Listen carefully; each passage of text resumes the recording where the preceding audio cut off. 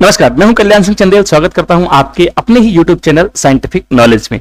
आज की इस वीडियो की सीरीज में हम डिस्कस करने वाले हैं मध्य प्रदेश पटवारी परीक्षा 2023 में सामान्य विज्ञान से पूछे गए कुछ प्रश्नों के बारे में। तो सामान्यतः पटवारी की जो परीक्षा होती है उसमें लगभग 50 प्रश्न ऐसे होते हैं जो सामान्य ज्ञान से संबंधित होते हैं। अब सामान्य ज्ञान में विज्ञान के प्रश्नों का कितना परसेंटेज होता है, तो लगभग 15 से 20 क्वेश्चन ऐसे होते हैं जो सामान्य विज्ञान से पूछे जाते हैं। अब बड़ा कंफ्यूजन होता है कि 15 से 20 क्वेश्चन कहां से पूछे जाएंगे, उसका सिलेबस क्या होगा, कौन कौन से क्वेश्चन इंपॉर्टेंट हैं, थोड़ा सा कंफ्यूजन रहता है। एग्जाम में समय बहुत कम है, लेकिन कम समय में अपनी तैयारी कैसे हो पाए उसके लिए हम प्रयासरत रहते हैं। तो इस वीडियो सीरीज में हम 100 सिलेक्टेड क्वेश्चंस लेने वाले हैं जो लास्ट ईयर के परीक्षाओं में पूछे गए हैं, जो सामान्यतः हर परीक्षाओं में पूछे जाते हैं। ऐसे 100 क्वेश्चन का कलेक्शन हम लेके आए हैं और प्रत्येक वीडियो में हम 20 क्वेश्चन डिस्कस करने वाले हैं। तो आज के फर्स्ट पार्ट में डिस्कस करेंगे फर्स्ट 20 क्वेश्चन जो कि आपके सामान्य विज्ञान से रहने वाले हैं। तो चलिए सीधे शुरू करते हैं, पहले क्वेश्चन पे आते हैं। पहला क्वेश्चन क्या कहता है, प्रश्न क्रमांक 1, फलों के मीठे स्वाद का कारण क्या है। तो सामान्यतः फल अलग अलग स्वाद के होते हैं। तो अलग अलग फल हम खाते हैं, जैसे कुछ फल खट्टे होते हैं, जैसे नींबू हो गया, आपका ऑरेंज हो गया, इस तरह से। लेकिन कुछ फल मीठे होते हैं, तो मीठे होने का उनके पीछे कारण क्या होता है। तो सामान्यतः यदि खट्टे होने का कारण होता है एसिड, कोई भी एसिड होता है, उसी तरह मीठे होने का जो कारण होता है वो उसमें अवेलेबल फ्रक्टोज होता है, जो कि आपका क्या होता है, कार्बोहाइड्रेट रहता है।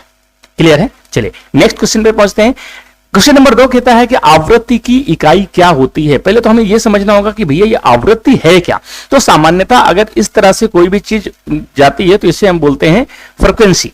अब फ्रीक्वेंसी की जो इकाई होती है वो क्या होती है, तो वो देख लेते हैं। तो वो होती है हर्ट्ज। आप देखो कहीं पर भी अगर आवृत्ति लिखी हुई है तो वैसे लिखा होता है 50 Hz। तो Hz का मतलब होता है हर्ट्ज। तो जहां पर भी आवृत्ति की बात होती है उसको होते हैं हर्ट्ज। अब इसको समझने के लिए थोड़ा सा मैं आपको समझा देता हूं कि जैसे मैंने अभी जस्ट बताया, यदि यहां से लेकर यहां तक पूरा होता है तो ये एक क्रम होता है, और ऐसे क्रम जब लगातार चलते रहते हैं तो 1 सेकेंड में जितनी बार ये क्रम पूरा होता है उतने हर्ट्ज हम काउंट करते हैं। तो आवृत्ति की इकाई क्या होती है, हर्ट्ज होती है। नेक्स्ट क्वेश्चन चलते हैं क्वेश्चन नंबर 3 पे। तो क्वेश्चन नंबर 3 कहता है टीबिया नामक हड्डी किसमें पाई जाती है। तो आपको पता है कि मनुष्य में कितनी हड्डियां पाई जाती है, तो लगभग 206 हड्डियां पाई जाती हैं। अब 206 हड्डियों के नाम याद करना तो बड़ा मुश्किल है, लेकिन जो मुख्य मुख्य आपकी हड्डियां रहते हैं उनके नाम हमें पता होना चाहिए। तो अब टीबिया और फोबिया या फीमर, ये सारी हड्डियां कहां होती हैं, तो उसमें से टीबिया नाम की जो हड्डी होती है वो पैर में होती है, पैर में होती है। और पैर में ही दूसरी सबसे बड़ी हड्डी होती है, जो शरीर की सबसे बड़ी हड्डी होती है, उसको हम बोलते हैं फीमर। ठीक है। तो यहां 2 प्रश्न आपके क्लियर हो जाएंगे। एक तो शरीर की सबसे बड़ी हड्डी कौन सी होती है, तो सामान्यतः हमारा ध्यान जाता है कि जो हमारी रीढ़ की हड्डी होती है ये बड़ी हड्डी होती है, पर ऐसा नहीं है। पैर में जो फीमर हड्डी होती है वो सबसे बड़ी मानी जाती है। अगले क्वेश्चन पे आते हैं। प्रश्न क्रमांक 4 कहता है कि पीलिया रोग किससे संबंधित है। तो अलग अलग रोगों के पीछे अलग अलग कारण होते हैं। उसमें जो पीलिया रोग होता है वो किससे संबंधित होता है, तो वो लीवर से संबंधित होता है। यानी लीवर में यदि कोई प्रॉब्लम है तो आपको पीलिया हो सकता है। क्लियर है। चलिए आगे बढ़ते हैं। क्वेश्चन नंबर 5 कहता है कि फलों के मीठे स्वाद का कारण क्या होता है। तो मीठे स्वाद का कारण होता है आपका फ्रक्टोज। चलिए यहां पर क्वेश्चन नंबर 6 देख लेते हैं। राष्ट्रीय प्रतिरक्षा विज्ञान संस्थान कहां स्थित है। राष्ट्रीय प्रतिरक्षा विज्ञान संस्थान कहां स्थित है, तो यह आपका स्थित है नई दिल्ली में। ठीक है।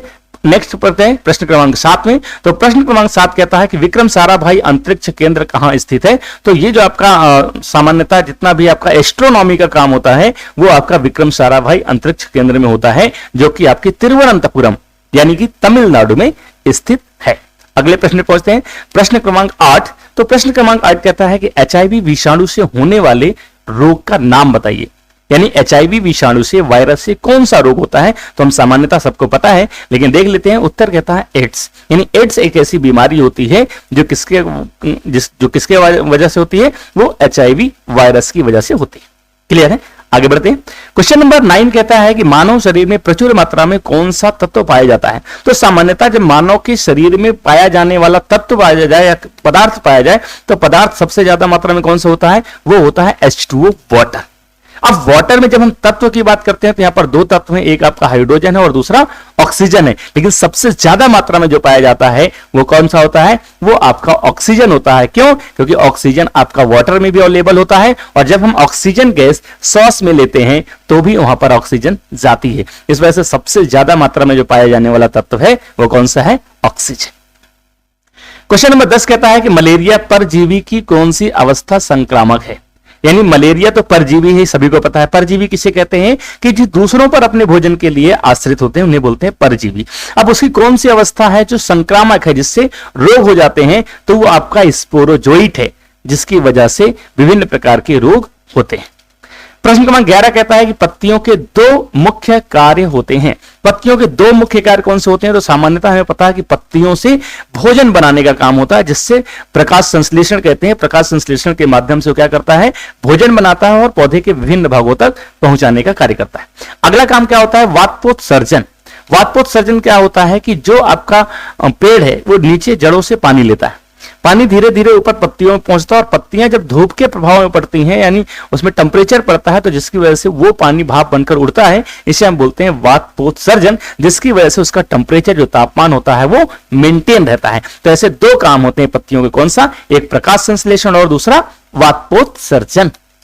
प्रश्न क्रमांक 12 कहता है कि रक्त में पाई जाने वाली धातु कौन सी है। अब ये बड़ी समस्या है, रक्त में पाई जाने वाली धातु। तो धातु सामान्यतः क्या होती है, ठोस होती है। रक्त कैसा होता है, लिक्विड होता है, यानी द्रव होता है, लेकिन फिर भी उसमें धातु पाई जाती है और वो धातु है आयरन, यानी लोहा। तो कभी कभी आपने देखा होगा कि कुछ लोगों में आयरन की कमी हो जाती है। तो आयरन की कमी हो जाती है, इसका मतलब आयरन धातु की कमी हो जाती है, और उसकी पूर्ति करने के लिए हम विभिन्न प्रकार की दवाइयां, टेबलेट लेते हैं, या फिर सामान्यतः पालक में बहुत ज्यादा मात्रा में आयरन पाई जाती है, तो उसका उपयोग भी कर सकते हैं।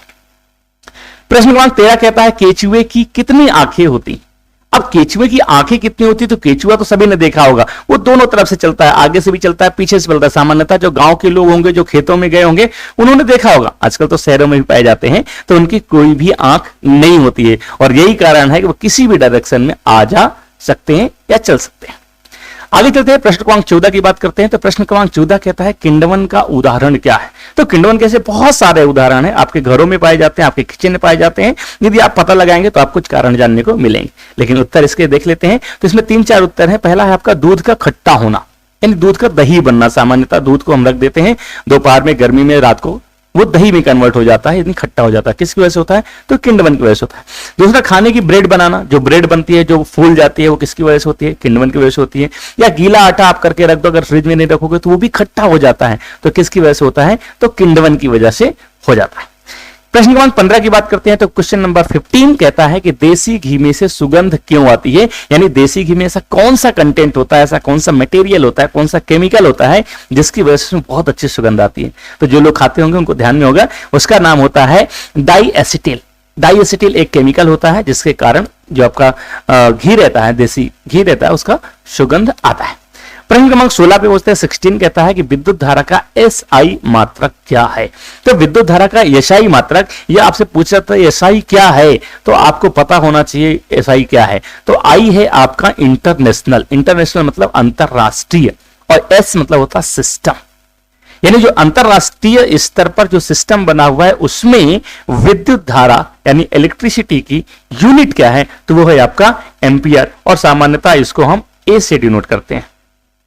क्लियर है, आगे बढ़ते हैं, आगे चलते हैं प्रश्न क्रमांक 17 पे। तो प्रश्न क्रमांक 17 कहता है एक स्वस्थ मनुष्य के शरीर का ताप कितना होता है। तो सामान्यतः हमें पता रहता है कि स्वस्थ मनुष्य के शरीर का तापमान कितना होता है, 37 डिग्री सेल्सियस। लेकिन अगर आपके प्रश्न में अलग अलग प्रकार के उत्तर हो सकते हैं, हो सकता है कि आपका उत्तर फ़ारेनहाइट में दिया हो, तो फ़ारेनहाइट में भी हमें उत्तर पता होना चाहिए। तो डिग्री सेल्सियस में कितना होता है, 37 डिग्री सेल्सियस होता है, और लगभग फ़ारेनहाइट में 98 डिग्री फ़ारेनहाइट होता है लगभग। क्लियर है, आगे बढ़ते हैं। प्रश्न क्रमांक 18 कहता है शरीर का तापक्रम कहां नियंत्रित होता है। शरीर का तापक्रम कहां नियंत्रित होता है। तो देखो यहां पर बहुत इंपॉर्टेंट बात आपको बता देता हूं कि शरीर का जो तापक्रम है वो यदि नियंत्रित है, मैनेज्ड है, तो आपको कभी भी कोई भी बीमारी नहीं होती है। तो सामान्यतः बीमारी होने के पीछे दो ही कारण होते हैं, या तो टेम्परेचर कम या ज्यादा हो जाता है, जिसको हम बुखार कह देते हैं, या तो उसकी वजह से पेट में जो गड़बड़ी हो जाती है, उसकी वजह से सामान्यतः हम बीमार होते हैं। और एक चीज आपको पर्सनली बता देता हूं कि यदि आपको टेम्परेचर मेंटेन करना है, तो उससे सबसे अच्छा साधन होता है वो है वाटर, H2O, पानी। ठीक है। तो पानी एक ऐसा पदार्थ होता है जिसका टेम्परेचर बहुत धीरे धीरे बढ़ता है और बहुत धीरे धीरे कम होता है। तो यदि पानी की मात्रा शरीर में पर्याप्त मात्रा में रहेगी तो उसका टेम्परेचर मेंटेन होता है। लेकिन अब देख लेते हैं कहां पर मेंटेन होता है, तो आपका हाइपोथैलेमस। तो हाइपोथैलेमस इस पार्ट में आपका टेम्परेचर मेंटेन होता है। क्लियर है। आगे बढ़ते हैं और बात करते हैं प्रश्न क्रमांक 19 की। तो श्वेत रक्त कोशिकाएं जिसको हम बोलते हैं व्हाइट ब्लड सेल यानी WBC। तो WBC का मुख्य कार्य क्या है, यानी शरीर में WBC की आवश्यकता क्यों होती है, तो वो होती है आपकी रोग प्रतिरोधक क्षमता धारण करना। यानी शरीर में जो रोग प्रतिरोधक क्षमता होती है वो किसकी वजह से होती है, वो WBC की वजह से होती है। यानी WBC शरीर में होनी चाहिए, जिसकी वजह से बाहर के जो बैक्टीरिया होते हैं, बाहर के जो वायरसेस होते हैं, वो आपको नुकसान नहीं पहुंचा सकते हैं। जैसे वो शरीर के अंदर जाएंगे तो ये जो आपके WBC है ये तुरंत उसको नष्ट कर सकती है। आगे बात करते हैं पार्ट फर्स्ट का लास्ट क्वेश्चन नंबर 20।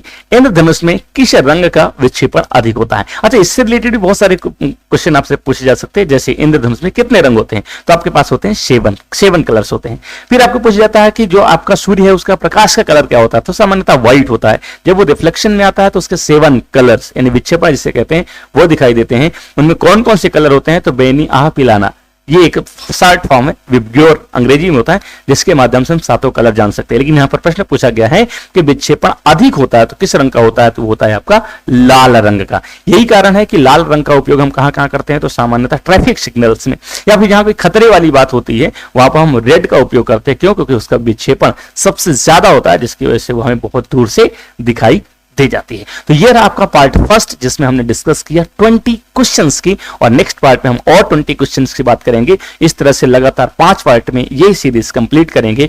और ये तय है कि यदि आपने 100 क्वेश्चन की तैयारी भी प्रॉपर कर ली तो एक भी क्वेश्चन सामान्यतः बाहर से नहीं आएगा, और आपने जो ध्येय बना रखा है पटवारी एग्जाम निकालने का तो कर पाएंगे।